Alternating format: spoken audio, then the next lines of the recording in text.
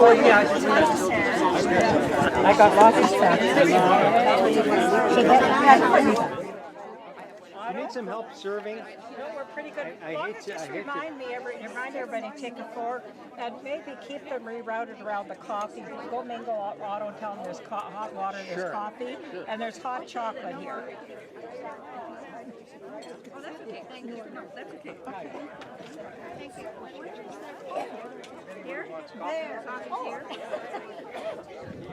We're going to start up in a moment. I'd like to ask our elected officials to come forward. So we have Dr. Diane Ellison, who's our MP, and Marty Morant, who is our city councilor. Miranda Dreger, we're not sure if she's on the way or not. So with Stephen Fletcher's permission, I may ask him to pinch hit for the province if Miranda's not here. But my name is Dan Furlan, and I'm president of the Charleston Historical Society. And we're so pleased to have you here today. But really, this is a celebration of many things, and the Caron House Committee has done a tremendous job. So I'll turn over the microphone to Lois Caron, who's the chair of the Caron House Committee. And acknowledge and thank all the executive and directors at Caron House, the committees, and we can only accomplish all these things that we do without many great volunteers. Thank all those who come out to work, and last but not least, thank all our guest speakers for taking time out in their busy schedules. We have been able to achieve so much, as you can see, the beautiful new landscaping, the new signage at the Ferry Crossing, and thanks to all levels of government, Winnipeg Foundation and Thomas Hill, who have made all of this happen. We certainly appreciate all of it. We look forward to a good working relationship in the future. And doors open in 2017.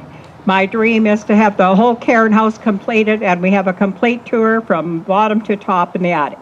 Last but not least, thanks to who made the Friends and Plaque Fund possible, and thanks to all those who gave to Rogers Memorial Fund, which enabled us to kickstart the Family and Friends Plaque Fund, and our family graciously thanks you for that, and all those who gave. And to the LaFleche family, who were so generous in getting the second one completed. And thanks so much, and appreciate to Chuck LaFleche, who also helped this happen, and to all the French translation that we asked Chuck to do of all the signage in this yard. Hopefully I've not missed everyone. I have to read from my notes, you can see. All our volunteers who have helped set up and helped the tables so that everything will run smoothly. So to start us off, what I'd like to do is ask Dr. Douglas Ellison, member of Parliament for Charleston, St. James, and Assiniboine, to join us and give us greetings from the government of Canada. Great, thank you, Dan. All right. Well, good afternoon. Thank you, everyone, for coming out. On behalf of the government of Canada, I'm honored to be here to commemorate this important historical site. This site is one of the few remaining links to our early history in this area. Built in 1906 by George Caron, and Caron House is one of the last original farmhouses left in Winnipeg on the Assiniboine River. Thanks to the efforts of the Charleston Historical Society, Caron House was spared the demolition that has taken away so much of our past in this city. And this was designated a Grade 1 historic site along with Caron Park in 1980. This is also the site, as we've said, of the St. Charles Ferry, which operated from 1908 from 1950 to 1959. Although from what I understand, I may have my facts incorrect, it may have been even later. It was 59? Okay, good. So until the St. James Bridge was built in 1939, this was actually the only way to cross the river between the Maryland Bridge and the Headingley Bridge. So this was a valuable link in the community. I would also like to thank the Caron and LaFleche families for their pioneering work in this community and helping serve as historical anchors to this wonderful place. I would like to thank the donors whose generosity has ensured that this project had the funding to continue. I'd particularly like to thank Councillor Paula Havixbeck, whose efforts have been invaluable in preserving this site. And finally, I would like to thank the Charleswood Historical Society for their tireless work, not only in preserving this site, but for their valuable efforts in preserving the history of this beautiful community of Charleswood. Thank you. Thank you very much, Dr. Nielsen. And our next speaker would be Miranda Dreger from the province, but she's not here. And so we're going to ambush Stephen Fletcher and ask him to make comments on behalf of the province. And Stephen, this is not real ambush. Your dad said this was okay. I could not say Well, that it was thanks, true. Dad, for allowing me to be ambushed. But it's not a very good ambush when they actually bring you the mic. Very civilized. Myrna Dreger, I know, would love to be here. And along with Myrna, I'd like to say that thank you to all the supporters of the Charleswood Historic Society, the residents of Charleswood, and all the supporters throughout Manitoba that help preserve our heritage and remind us younger-ish people that there are other ways to cross the river. And it used to be a real different way of life. A lot of the modern conveniences we take for granted. And I always am honored to be at any event with Mr. Van Ruin, who is a true Canadian hero, having fought on day zero on the beaches of Normandy.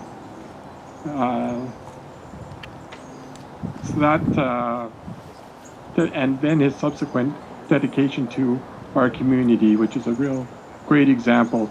And the Charleswood Historical Society, I'm actually here not to speak, though you would never know it for the amount of time I've been talking, but I'm a member of the society out of interest, and gone to a few of the presentations, given one, and boy, do we have a good time.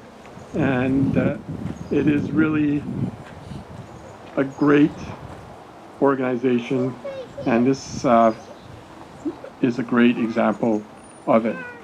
At this point, I'd like to ask Councillor Murray Morant to come up, and he's intimately involved in this type of operation here in Local Park, La Flèche Park, and hear more about that from him. But welcome, Councillor Murray Morant. Thank you, Dan. Well, it's an absolute pleasure to be here this afternoon. It's hard to believe, but it's almost 2 years since the civic election.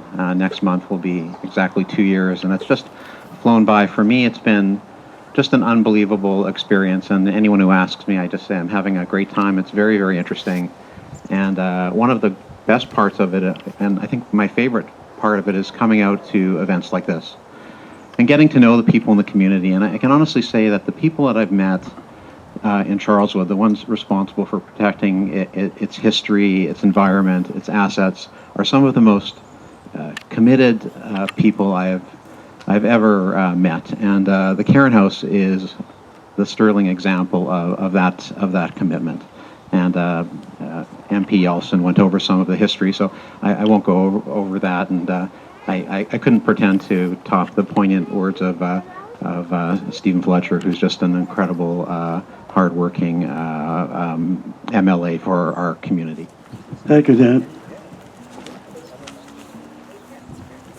I was going to kid Lois about you maybe be able to get some Colgate toothpaste for that plaque on that sign there, maybe.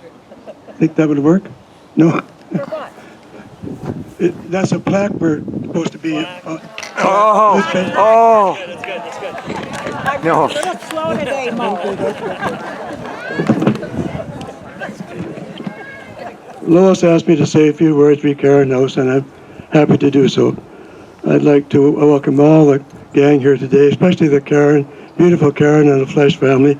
A lot of you have been friends of our family for years, and personal friends like Bouncer and I were good buddies, but so nice to see everybody here. Yes, I have been past president, past director, past chairperson, and now I guess, pardon me, I'm past my best before date. Pardon me. The Caron House speaks for itself, and if you haven't had a chance to tour Open House Winnipeg, you should mark your calendar for next spring, as Lois alluded to. There were big shoes to fill as Brian McLeod and the Van Roons kept the house from being torn down by the city as it sat empty and was subject to vandalism. They were able to obtain good, capable renters who in return for low rent for work to be done with the help of grants, etc. Also, in closing, we are grateful to our present President, Danny Furlan, and past President, Carolyn Durkash, for keeping the show on the road for us. Thank you also to the Van Roon family who are always on tap for advice. Thank you very much. Enjoy yourselves. As we move ahead, I wanted to ask Chuck LaFleche to make some comments as a representative of one of the families who actually lived in the house, and we'll have some more comments from some of the LaFleche family members over at the ferry site. But now just to turn this over to Chuck for a couple of comments. Thank you. Mr. Kelly mentioned my dad, Bouncer LaFleche. I'm going to channel him right now because he loved the Charlesville Historical Society, and he talked about this all the time. And just wanted to give folks who don't know, the link between the Carons and the Fleshes goes way back. The Carons always beat us everywhere. They beat us to Manitoba. They beat us to Quebec in 1630. Robert Caron was the first Caron in North America. 30 years later, in 1665, my ancestor, Pierre Richer de la Flèche, that's 10 generations ago, came. They both settled north of the St. Lawrence, in between Quebec City and Montreal. And in 1880, as it says in the plaque, Jude is the patriarch in Manitoba. He's in the St. Charles Cemetery, and he's generation 6. And as I said, I'm 10. And Jude's 2 daughters married 2 Carons. And 2 of them, Josephine stayed there with Ferdinand. I visited their gravesite in Louisville over there. I feel lonely for her. She's the only one over there because all the other kids came here. And then the other daughter came here with Charles Caron in 1880 with their cousin George, bought 2,400 acres of land. And that was, again, the LaFleches and Carons doing things together. 3 years later, Honoré, who was Jude's 3rd child, came here alone. He was a carpenter. Who did he come with? His buddy, Thomas Caron. And they were carpenters. Winnipeg was booming. They did lots of work. He would go on to marry a woman called Mackenzie, and his granddaughter would become Giselle Mackenzie. And then 2 years later, my great-great-grandfather, Jude, at 56 years old, which is my age, I know you don't believe it, I look a lot younger, came here with his 49-year-old wife and the rest of their kids. And their kids were mostly adults. And they settled here, as you know, and he ended up giving every one of his 5 sons 400 acres of land. It set them up with animals and everything they needed to run the place. And in 1948, my grandfather, Irenae, bought this house, and the kids lived there for 12 years. 2 of the ferry people are here today, my Uncle Silvio and my Uncle Louis. I don't know who's the best, but Louis did tell me that the ferry shack is where all the parties happened. We can ask him about that a bit later. So again, LaFleches and Carons have been linked for literally centuries. So it's really fun to be here and to continue that link. Have a great day. Thank you very much. The first plaque here is a history of Caron House. Oh, the first one here is the history of Caron House and everything. And on the cake, the structure for the display of the plaques resembles the steeple of the St. Charles Novitiate. Significance to the Caron LaFleche families because they crossed the Assiniboine River to attend the church services at St. Charles Catholic Church. So that's all the history there. We're up to read it. The next plaque is in memory of my husband Roger, and most of my family's here today, grandkids, which is thrilling. My daughter said she's in Washington State. Her my little grandson couldn't be here, so she sent flowers for her dad. So I want to thank everybody who did that, and come and read. Your names will be on here, and I'll turn it over to Chuck for the LaFleche side of it. Thank you. Yes, and then on the LaFleche side, we've got the people who contributed here, and there's a nice, beautiful long list there of. So thank you to all the families who contributed, and it's gorgeous. It is. You were good at getting the food for the boys. Whether it was canned ham or rations.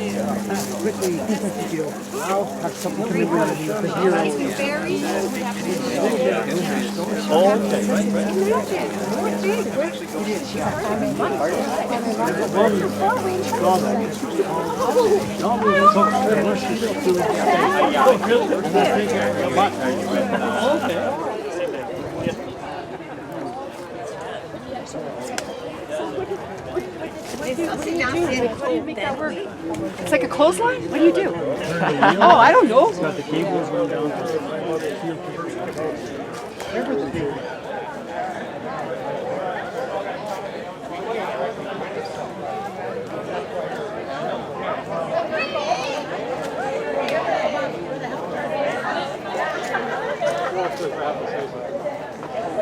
I'm sure I'm the boss all the time, but I try my best. Let's put it that way. So, Dad, I'll get you and Myron to unveil the plaque here.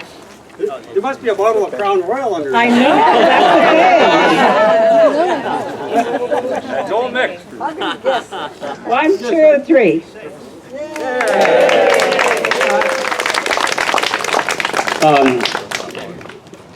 You know, you can have a lot of great workers, but you have to have a great leader. And we had a great leader in Lois. She works tirelessly over the last number of years in Caron House. So if that applause, it should be the applause for Lois, because she has absolutely been tremendous over the last couple of years.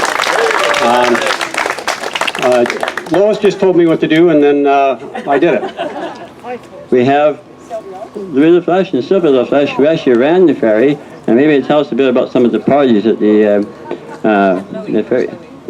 And Louis right here. Yeah. Okay, Louis and Sylvia, the ferry crossing.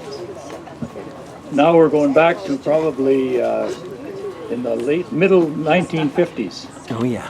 I was ferryman. I was 16 years old, and it was during my summer holidays, in between June and September. And the ferry was right down below here, and the ramp to go down to the ferry was right here. The shack that I used to stay in was right on the top of the hill there. Nope. And I can tell you, we had many a party in that shack. Some mornings I would come here, and the ferry would be sitting off the quay, because whoever had used it during the night wouldn't do it properly, and it would stay partially in the water, like, you know, away from the quay. So you had to wait in the water. Sometimes you have to swim a few feet to get to the ferry and bring it back. And I think the number one culprit was Martial. Because at that time he was courting Bertha across the river, and he was living in the house over here. So needless to say that we had to contend with that. He used to take the ferry at night and come out back at all hours of the morning. And you never knew. I'm embarrassed. You went shopping. Then I've spent my time over here in the shack, and I'm telling you, we had many a party. Some of my old uncles there, like Uncle Eddie and Uncle Noel, they would drop in, and it was a real party. And some of my cousins, for example, right here, he denies that he ever set foot in the cabin. I can tell you otherwise. So we had many a good time in the old shack over there. Unbelievable. So this is going back a long time. On top of that, I had bought a truck from Sam Laxdale. Sam Laxdale was the bricklayer in the municipality of Charleswood. And he built all number of chimneys and fireplaces and everything else for the citizens of Charleswood. So we bought his 2-ton truck. It was a short wheelbase truck, dual axle. And I used to use the old truck to pull the quays and push the quays in the water. Because you had to, as the water level changed, you had to keep lifting the quays or lowering the quays for the cars to be able to go on. So it was quite a job. It was hard work. But I used the old truck to pull and push. And we had a good time in that old truck. That's about it. So maybe Silvio can add a few memories of the old shack and some of the good times we had there. The best of that ferry there in the summertime was in July. There's a convent there. There was about 87 sisters there. And the berries are all across in the bush. Saskatoon, you name it. And I had a boatload. A full load. They crossed them, spent all afternoon. And I just put a little bit of an angle. It would take, ever to cross the river. Because they were singing out loud. You get 35 sisters singing there. I enjoy that. 4:30, 5 o'clock, they'd come back. They had tons and tons of blueberries. And same system there. Very slow, they'd be singing. And they had the convent there, they had a couple of what do you call it, sitting areas on top of the second floor. They'd clean all those berries and they'd sing again. That was great. Yeah, 25 cents a car for a stranger. For strangers. What have you, what do you do? I made a few bucks. And weren't you 12 years old when you were doing the ferry? But nobody No, a little older. But you were kind of tall for your age, so you were good, right? A little older. I was 15, 16. And Sunday was my best day. Everybody across the ferry had to pay. Like you have to pay. Either way, 25 cents, 25 cents. I remember I was making $16 in one day. It was busy. A lot of things happen here. I was told that lady right there, my Tante Nick, who's the only girl with 6 boys in the family, got engaged right here, right? And my Uncle John had the lights of the car, and he put the ring in the beam of the car, and he got engaged right here.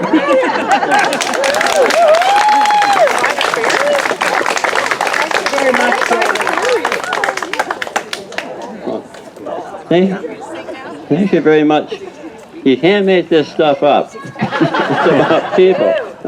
So we encourage you to join us, Charles Social Society. We have events all the time. Pop a hand over there on the table to come to our events and sign up and join us and bring your ideas and your stories. So thank you very much for coming out. And speaking of people sitting across the river, perhaps it's time for some music. And maybe after that, Bertha, you can tell some of the stories you were talking about before. Oh, give me land, lots of land, and the starry skies above. Don't fence me in. Let me ride through the wide open country that I love. Don't fence me in. Let me be by myself in the evening breeze. Listen to the murmur of the cottonwood trees. Send me off forever and I ask you please. Don't fence me in. Okay, everybody. Oh, give me land, lots of land, and the starry skies above. Fence me in. Don't fence me in. Let me ride. Let me ride through the wide open country that I love. Don't fence me in. Don't fence me in. Let me be by myself. In the evening breeze. Listen to the cottonwood trees. Send me off forever, but I ask you please. Don't fence me in. Oh, we ain't got a barrel of money. Maybe we're ragged and funny, but we'll travel along, singing a song, side by side.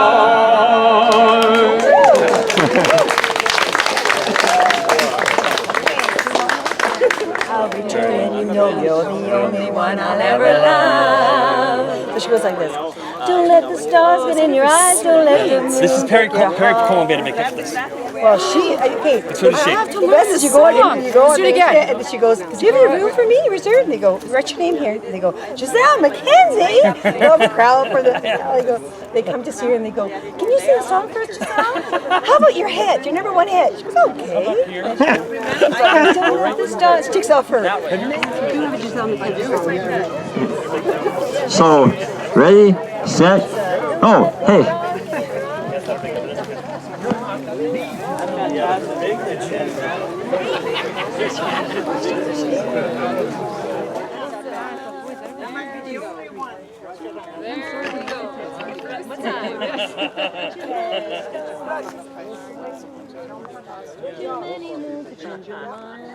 Oh no, you're practicing. Yeah. If I'm gone too long, don't forget who you belong.